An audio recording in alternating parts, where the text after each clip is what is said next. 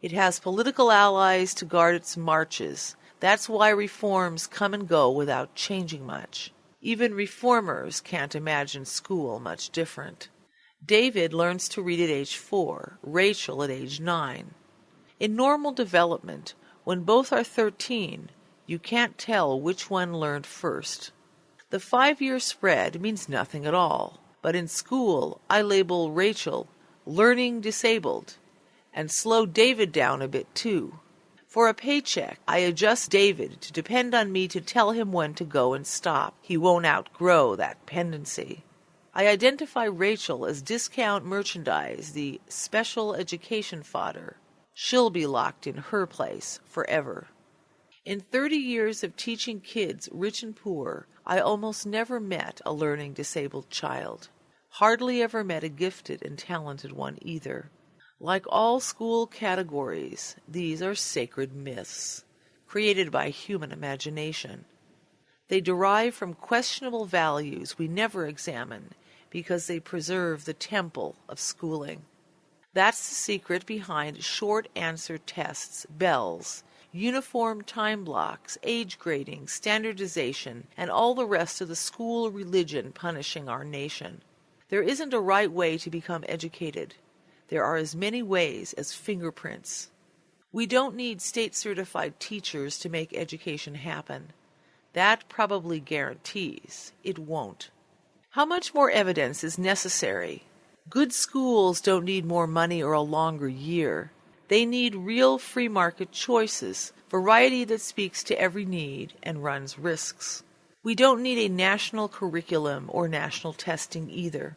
Both initiatives arise from ignorance of how people learn or deliberate indifference to it. I can't teach this way any longer. If you hear of a job where I don't have to hurt kids to make a living, let me know. Come fall, I'll be looking for work. The little essay went off in March and I forgot it. Somewhere along the way I must have gotten a note saying it would be published at the editor's discretion, but if so, it was quickly forgotten in the press of turbulent feelings that accompanied my own internal struggle. Finally, on July 5th, 1991, I swallowed hard and quit. 20 days later, the Journal published the piece. A week later, I was studying invitations to speak at the NASA Space Center, the Western White House, the Nashville Center for the Arts, Columbia Graduate Business School, the Colorado Librarians Convention, Apple Computer, and the Financial Control Board of United Technologies Corporation. 9 years later, still enveloped in the orbit of compulsion schooling, I had spoken 750 times in 50 states and 7 foreign countries. I had no agent and never advertised, but a lot of people made an effort to find me. It was as if parents were starving for someone to tell them the truth. My hunch is it wasn't so much what I was saying that kept the lecture round unfolding, but that a teacher was speaking out at all, and the curious fact that I represented nobody except myself. In the great school debate, this is unheard of. Every single voice allowed regular access to the national podium is the mouthpiece of some association, corporation, university, agency, or institutionalized cause. The poles of debate blocked out by these ritualized figurehead voices are extremely narrow. Each has a stake in continuing forced schooling, much as it is. As I traveled, I discovered a universal hunger, often unvoiced, to be free of managed debate. A desire to be given untainted information. Nobody seemed to have maps of where this thing had come from, or why it acted as it did, but the ability to smell a rat was alive and well all over America. Exactly what John Dewey heralded at the onset of the 20th century has indeed happened. Our once highly individualized nation has evolved into a centrally managed village, an agora made up of huge special interests which regard individual voices as irrelevant. The masquerade is managed by having collective agencies speak through particular human beings. Dewey said this would mark a great advance in human affairs. But the net effect is to reduce men and women to the status of functions in whatever subsystem they're placed. Public opinion is turned on and off in laboratory fashion. All this in the name of social efficiency, one of the two main goals of forced schooling. Dewey calls this transformation the new individualism. When I stepped into the job of schoolteacher in 1961, the new individualism was sitting in the driver's seat all over urban America.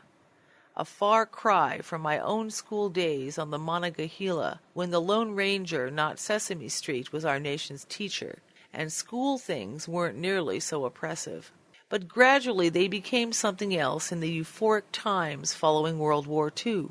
Easy money and easy travel provided welcome relief from wartime austerity. The advent of television, the new nonstop theater offered easy laughs, effortless entertainment. Thus preoccupied, Americans failed to notice the deliberate conversion of formal education that was taking place, a transformation that would turn school into an instrument of the Leviathan state. Who made that happen and why is part of the story I have to tell. School as religion. Nothing about school is what it seems, not even boredom. To show you what I mean is the burden of this long essay. My book represents a try at arranging my own thoughts in order to figure out what 50 years of classroom confinement as student and teacher add up to for me. You'll encounter a great deal of speculative history here. This is a personal investigation of why school is a dangerous place. It's not so much that anyone there sets out to hurt children, more that all of us associated with the institution are stuck like flies in the same great web your kids are. We buzz frantically to cover our own panic, but have little power to help smaller flies. Looking backward on a 30-year teaching career full of rewards and prizes, somehow I can't completely believe that I spend my time on earth institutionalized. I can't believe that centralized schooling is allowed to exist at all as a giant indoctrination and sorting machine, robbing people of their children. Did it really happen?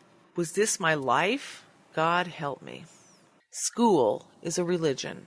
Without understanding the holy mission aspect, you're certain to misperceive what takes place as a result of human stupidity or venality or even class warfare. All are present in the equation. It's just that none of these matter very much. Even without them, school would move in the same direction. Dewey's Pedagogic Creed statement of 1897 gives you a clue to the zeitgeist. Quote, "Every teacher should realize he is a social servant set apart for the maintenance of the proper social order and the securing of the right social growth. In this way the teacher is always the prophet of the true God and the usherer in of the true kingdom of heaven." Close quote. What is, quote, proper social order? What does right social growth look like? If you don't know, you're like me. Not like John Dewey, who did, or the Rockefellers, his patrons, who did, too. Somehow, out of the industrial confusion which followed the Civil War, powerful men and dreamers became certain what kind of social order America needed. One very much like the British system we had escaped 100 years earlier. This realization didn't arise as a product of public debate as it should have in a democracy, but as a distillation of private discussion. Their ideas contradicted the original American charter, but that didn't disturb them. They had a stupendous goal in mind: the rationalization of everything, the end of unpredictable history, its transformation into dependable order. From mid-century onwards, certain utopian schemes to retard maturity in the interests of a greater good were put into play, following roughly the blueprint Rousseau laid down in the book Emile, at least rhetorically. The first goal, to be reached in stages, was an orderly, scientifically managed society, one in which the best people would make the decisions, unhampered by democratic tradition. After that, human breeding, the evolutionary destiny of the species, would be in reach. Universal institutionalized, formal forced schooling was the prescription, extending the dependency of the young well into what had traditionally been early adult life. Individuals would be prevented from taking up important work until a relatively advanced age. Maturity was to be retarded. During the post-Civil War period, childhood was extended about 4 years. Later, a special label was created to describe very old children. It was called adolescence, a phenomenon hitherto unknown to the human race. The infantilization of young people didn't stop at the beginning of the 20th century. Child labor laws were extended to cover more and more kinds of work. The age of school leaving set higher and higher. The greatest victory for this utopian project was making school the only avenue to certain occupations. The intention was ultimately to draw all work into the school net.